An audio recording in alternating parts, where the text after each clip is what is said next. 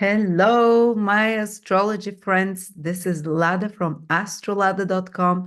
And today my guest is Krasi with her regular monthly podcast about the coming month. It's for May 2024, looking at astrology through sidereal Babylonian zodiac, which is different than the tropical, but Krasi will cover also the 12 signs at the end. First, she'll speak about the month, and she'll give you the tropical sign and the sidereal sign as well. The sidereal is the actual constellations. The tropical is season-based, which we use in the West. And as well, Krasi is offering this month a discount on one of her readings, which is Babylonian's horoscope, looking at your horoscope the way the ancients look at it, especially focusing on visible and invisible planets as well, which no one knows anything about in Western astrology. That's why her horoscopes are so different and unique. And it's down to $200 from $250 if anyone would like to see the ancient Babylonian zodiac. I'll put a link in the description below. And we focus on this reading because this month, some planets are appearing, some are disappearing. Krasi will describe what this means. Hello, Krasi. Hello, Ada. Hello, everyone. Yes, this month is quite interesting.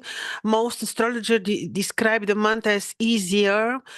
Could be, Ada, but there is one event which makes the difference, I believe, and this is around the first week of May. This is the heliacal appearance of Mars. And just to tell briefly to people what this means, the planets, when they come to certain vicinity with the sun, when they're very near the sun, the degrees would be different for the different planets. But when they come too near the sun, they become invisible. So they are hiding, they're burning in the rays of the sun, they become invisible. And Mars was invisible, and now he finally becomes visible. Now, this is the interesting detail. Mars, when we look historically, Wada, and I found the events around the Second World War. First, Mars in the Second World War, it was end of November of 1944. He made conjunction with the sun in Libra. Later on, again in May, but I think it was 7th of May, if I'm not mistaken. It was for sure around the first week of May, like now. Mars became visible and also in Pisces. We can easily check, some people maybe remember, we can check what happened after May of 1945. Actually, what happened was that in some areas of the world, the war was over, and in other areas of the world, the war continued. So this was not really promising the end of the war.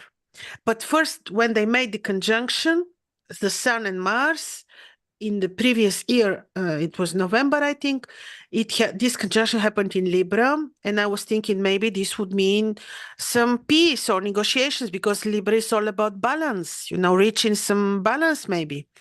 The difference now is that when they met last year, again in late autumn, Mars and the Sun, this was in Scorpio.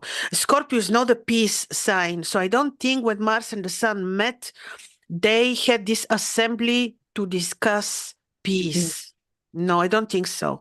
And now this first appearance... Well, we see things are ramping up with the wars.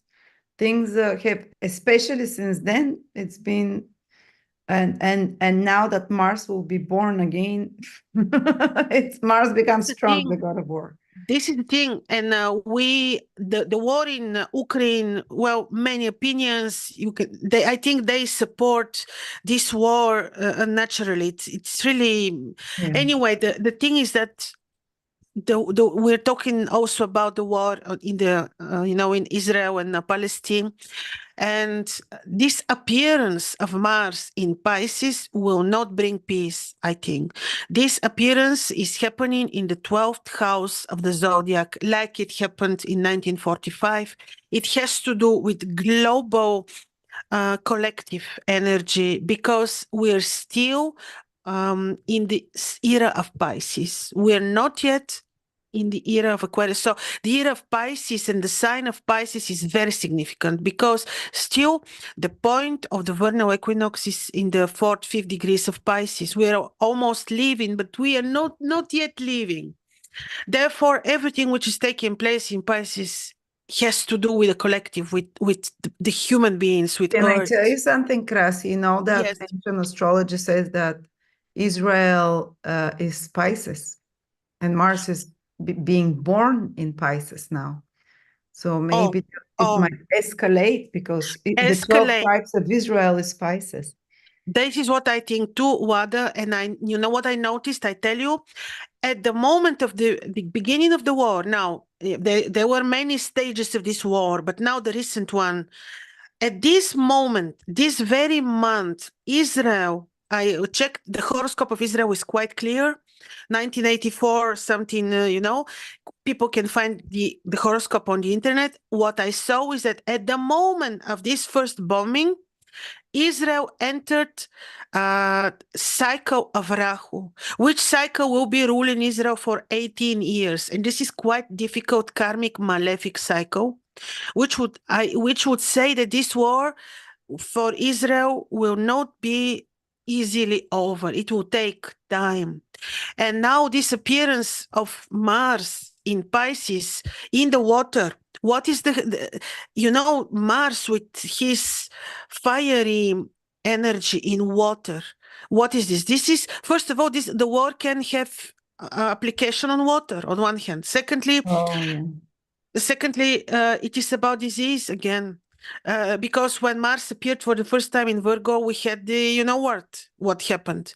Now it appears in a more global way in Pisces. Again, they can come up with other diseases. Thirdly, many refugees, because 12th house is also the refugees. 12th house is also about, the religion. It may be so that some religions, especially Pisces, directly has impact on the Christianity. This may result in attack on Christianity. Unfortunately, we're discussing the negative manifestations of the energy of Aries, of Mars. This is because the collective is still not completely awake in order to exhibit the good, the high vibrational essences of Mars. Because Mars in his good vibrations can actually be a very dignified soldier who defend instead of attack. Can be something very good, can be even, drive to spirituality, to empathy, to help your... So on a personal level, people that have higher vibration, naturally, this Mars being born in Pisces can manifest exactly like that. Exactly. So this is the thing. On the collective, we still need to awake. Many people are awakening, but not completely. That's why I am a little bit concerned with disappearance of Mars. And I think that you had on the same axis, we had the eclipses. And the one which was a little bit overrated, I think, but still it's an eclipse, the one on the 8th of, and the previous one too, on the 8th of April. And now, so I think this is not really a very beautiful event in May. Also, at the moment of the appearance of Mars, unfortunately, the peacemaker, Jupiter, is disappearing. This is a little bit symbolic, like everything. So these for me are the most important two events on the sky. In the meantime, Saturn is still in Sidereal Aquarius. He has his very significant role to shape the world, to fulfill the karma for Aquarius, for the new time, if you want. He's also preparing us for the new time. Then you have Venus still invisible, not very strong to protect us. In the very same moment, Jupiter is not visible. He will become visible mid-June. So the month is a little bit, to be careful.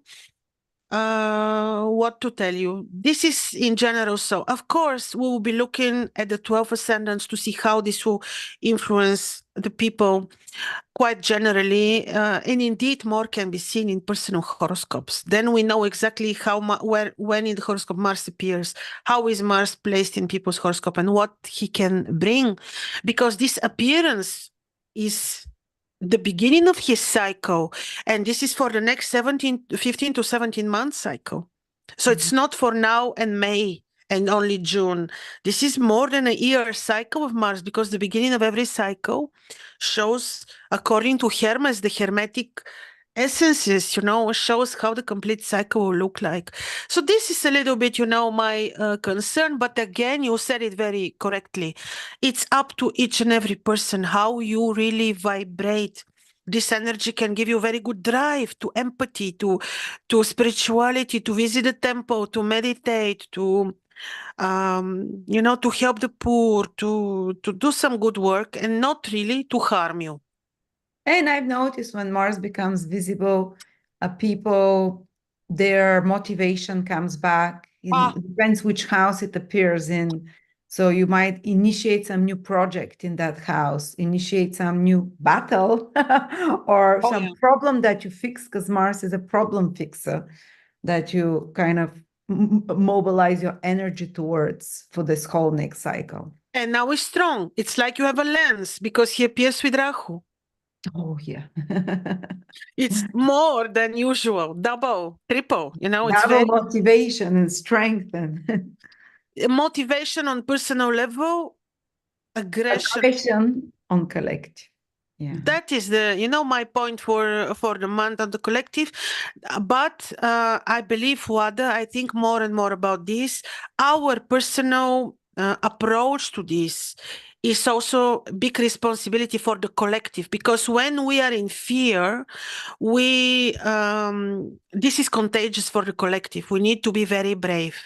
Mars is also bravery, to be brave, to have courage. So if we are depressed, afraid, anxious, this is very dangerous for the collective. So we need to be very, very brave, really. And Mars can give these qualities. He is lovely when we vibrate high. He can give us very good drive. Also for people who like to be athletic, not me, or to be yes, to be very spiritual and to enhance your intuition in Pisces. So ramp up your spiritual practices. Yes, and to also to enrich your knowledge in relation to health, because 12th house is about health. You can become suddenly, if you've been postponing, let's say, studying homeopathy, natural sciences, this Mars can make you very driven to this. Yes, Pisces is very healing and alternative healing methods and more energetic kind types. Very. Very, indeed. So you see, really, we are very responsible. It's our responsibility to try to vibrate very high, not to be afraid of this. That's why I explained this a little bit, in a little bit more detail. Charity work, also helping others. That's very Piscean. Motivation. And it's a remedy. It's a remedy. For this Mars, this is a remedy, because you give drive to this energy. Instead of being afraid, you can decide to help. Not necessarily financially, you can just help people in any way. And when Jupiter disappears, I remember you mentioning that some important esteemed person can also disappear. Some leader or someone, religious figure or something. Oh yeah. I know, but we can see also lack of morals and values. Jupiter represents these moral values, the lofty ideals. This also may disappear. That's why we also need to what we don't see coming from the sky, we can really adjust by our own selves. This is also the energy of Jupiter. When a planet disappears, the planet takes away what she represents. Yeah. Yes. So saying this, maybe we can already move on to see what is happening with the 12 ascendants, especially in May. When we start with Aries, just first to say, we look from sidereal perspective, Aries ascendant sidereal, or if you don't know at what time you're born, this would be the moon sign you can apply, or this would be tropical Taurus. So very, very important is now ascendant Aries, because actually Mars is also leaving Aries. Not Mars, sorry, Jupiter is leaving Aries, and in the first week of, I think 4th, 5th of May, Jupiter is leaving Aries, where he was for the last 1 year. This is not to underestimate, because maybe while you had Aries, Mars, Jupiter, what am I doing? Sorry, I got distracted for a second. When you had Jupiter on your ascendant, Aries, sidereal, tropical Taurus, for this 1 year, from April of last year, 2023, until 4th, 5th of May of 2024, you certainly had very beautiful protection. Like really protection, because Jupiter is quite powerful in Aries. He's in his own triplicity, in the fire triangle, in the fire trine.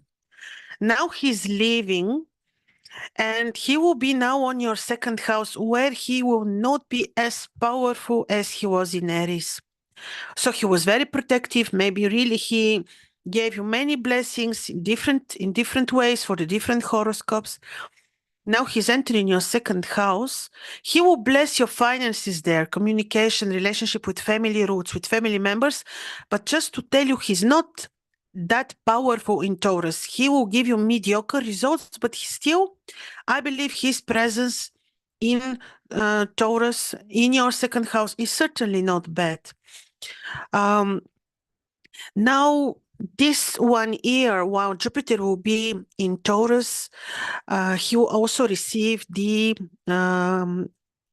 aspect from Saturn, which will make him, a little bit suppressed. He will not have his full opportunity to bless your second house. That's why I say, yes, financially he may give you support, but without your own efforts, without your own discipline, these results will be mediocre. Mars appears for you, and he's your ascendant ruler on your 12th house. And like we just described with Wada, if you vibrate very high, if you're fearless, courageous, very spiritual person, this Mars can give you very good energy to do spiritual work, to research health, to help others, and so on. So these are the most important aspects for people with sidereal Aries ascendant. In the meantime, the exalted sun is on your ascendant, the invisible Venus. So this will still give you very good energy, and you will still be able to, to have your good energy for your work, for your health, for everything. And now we look at people who have sidereal ascendant Taurus. Now for you, Jupiter in the first week of May enters your ascendant. He will be in Taurus 1 year. This is good. Yes, I just mentioned his presence in Taurus is a little bit mediocre, but he will have the very important role to welcome Uranus. Uranus is entering sidereal Taurus on the 18th of June. And Jupiter will have this very beautiful role to soften the entrance, the passage of Uranus into Taurus. I forgot to mention, this is about ascendant sidereal Taurus, or moon in Taurus, or modern Gemini. For you, the first appearance of Mars will take place in your 11th house. And actually, 11th house is the house of gains, relationship with children, your children, social circle. So be a little bit more attentive with children, be a little bit more diplomatic when it comes to friendships and your social appearance, social role in the society. And when you make financial decisions, make sure that you're very intuitive, very balanced, very diplomatic.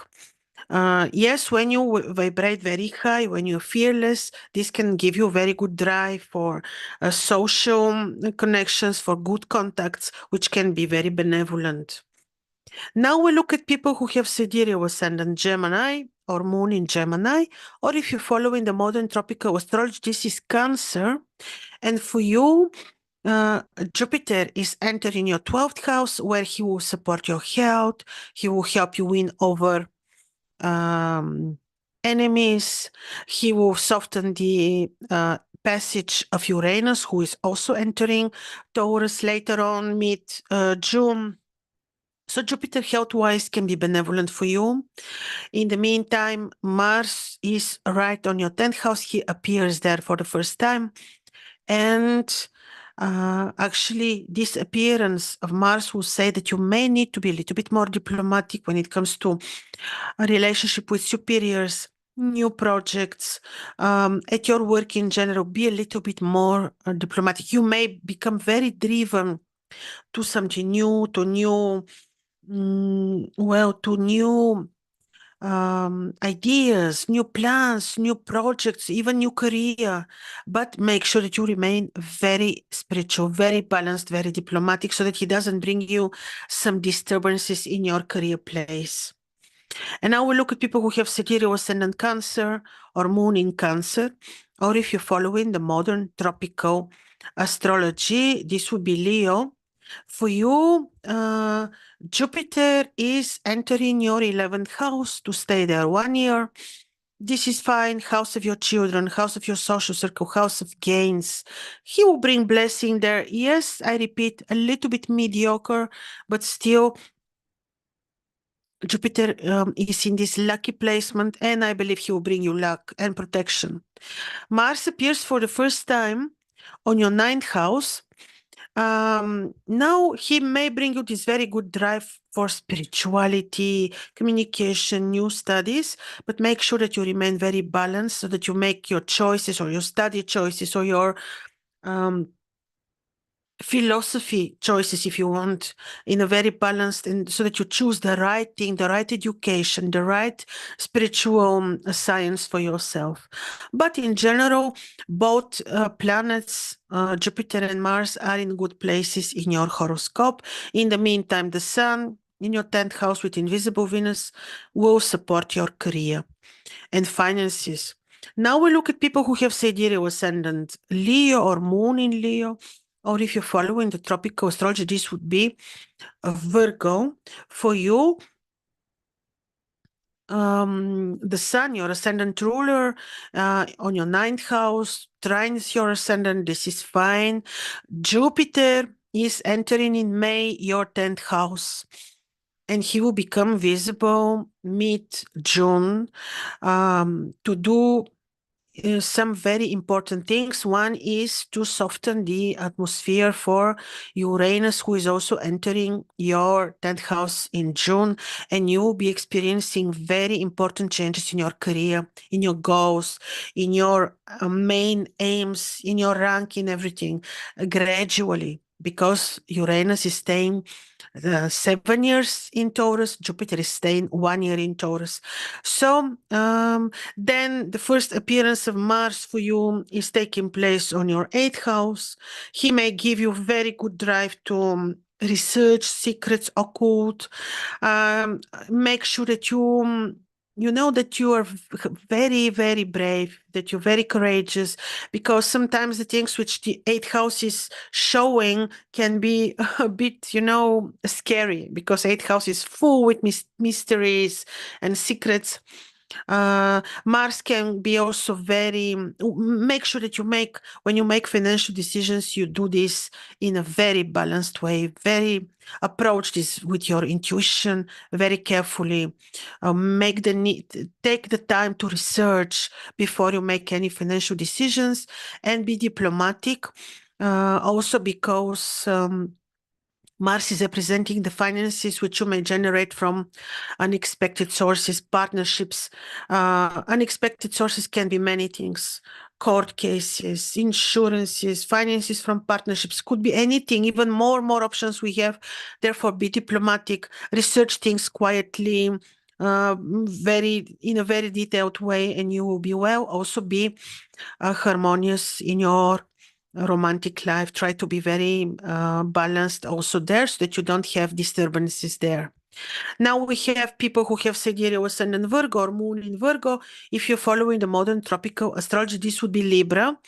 Now for you, the first appearance of Mars is right on your 7th house. Watch out a little bit in your romantic life, partnerships, be balanced, be a little bit careful, be patient, loving. This also can have implication on partnerships. In general, when you negotiate, be a little bit more balanced, careful, intuitive. Also, Jupiter enters your 9th house. This is fine. He can give you very good blessing on future studies, travel, communication, also spiritual choices. And so be a little bit more responsible for your health. Make sure that when you travel, you're well prepared and you choose appropriate dates for this. Be a little bit more careful in general. Just don't take risks and you will be well, because Jupiter still is granting some protection, certainly from your 9th house. Now you have people who have Libra ascendant or moon in Libra sidereal, or if you're following the modern tropical astrology, this would be Scorpio. For you, Mars appears for the first time on your 6th house. Watch out, eventually he may influence the harmony in your routine environment. Make sure that you're very balanced, careful with people who surround you in your routine environment, which would be people at your working place and so on. Health-wise, you may have very good timing to research health, to educate yourself related to health, but also be responsible for your own health.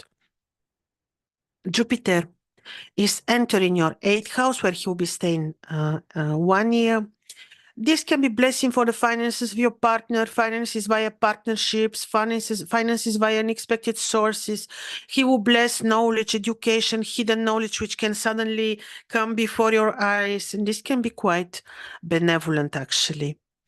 And now we look at people who have sidereal ascendant Scorpio or moon in Scorpio, or if you're following the modern tropical astrology, this is Sagittarius. For you, Mars appears in your own triplicity, because Mars appears in Pisces. This actually will not be so bad for you, just the other way around. You can suddenly become very driven to, creative knowledge. You may like to revisit previous hobby or talented work or design or something beautiful that you used to do before, or you may find yourself interested in totally new, aspects of art, let's say, or pleasure. Now Jupiter is entering your 7th house, where he will be staying 1 year. This is good. He will bless your romantic life, which is actually a little bit challenged already since January of 2023 from the square of Saturn. But this entrance and appearance of Jupiter on your 7th house will bring blessing on partnerships, agreements, business, and romantic life.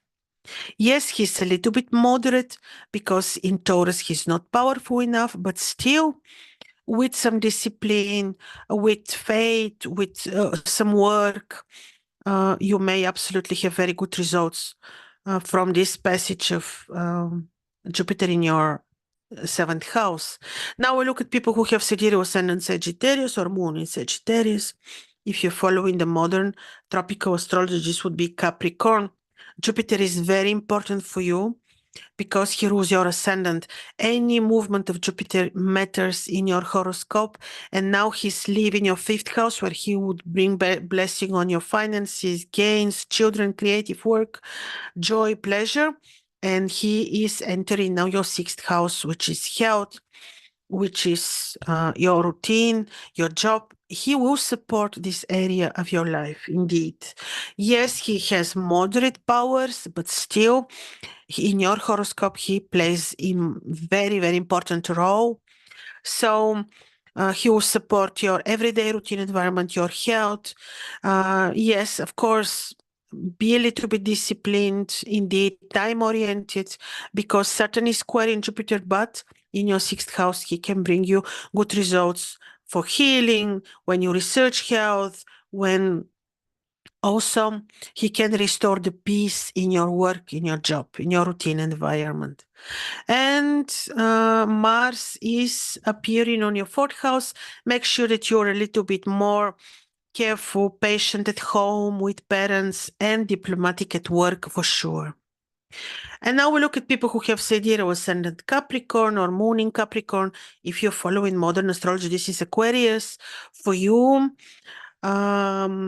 you see Jupiter is entering and appears for the first time in Taurus, which is your 5th house. He can bring blessing on your children, creative work, courage, all this will be blessed. Studies, creative knowledge, this could be really something very good. He can bring muse, and so all of this will require some work and precision and discipline because Saturn is squaring, but still Jupiter is quite good in your 5th house.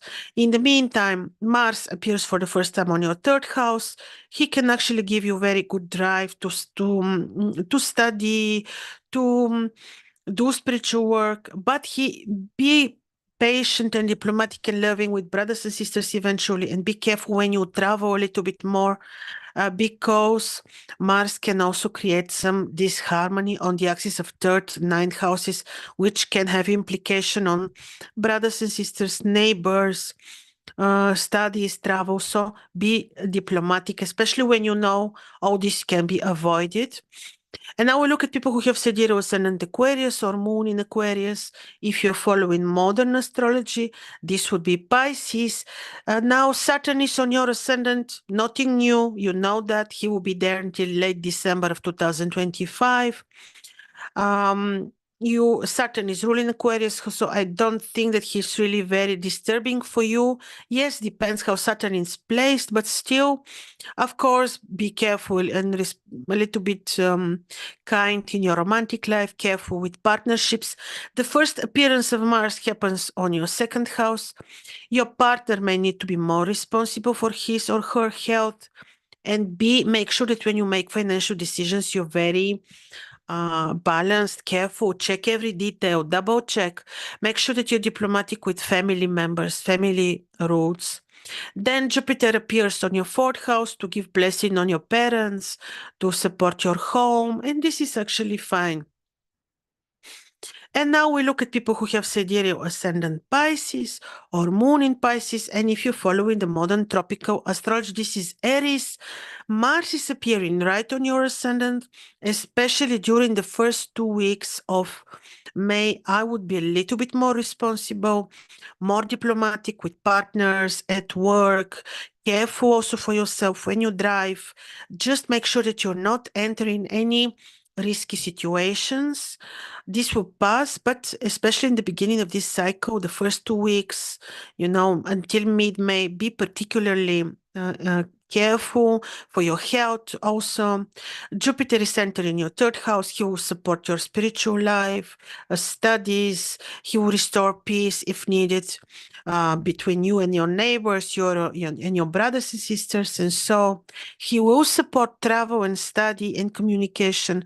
But because of Mars, if the Mars is present and first appearance on your ascendant, you may need to be a little bit more careful, a little bit more diplomatic in general, and just avoid risky situations. So this was more or less about, the first appearance of Mars. We will see how he will influence the world. Again, I remind to everyone, it is our big, big responsibility for ourselves, our families, and the collective to remain very, very brave, courageous, spiritual, to have faith in ourselves, in the creation, and so in the Creator. Thank you so much, Krasi, for Welcome, summarizing Lada. the month for us. And again, if anyone would like to contact Krasi, I've put the link in the description below. She's offering Babylonian horoscope, which is quite different than the normal traditional Western horoscope that we use.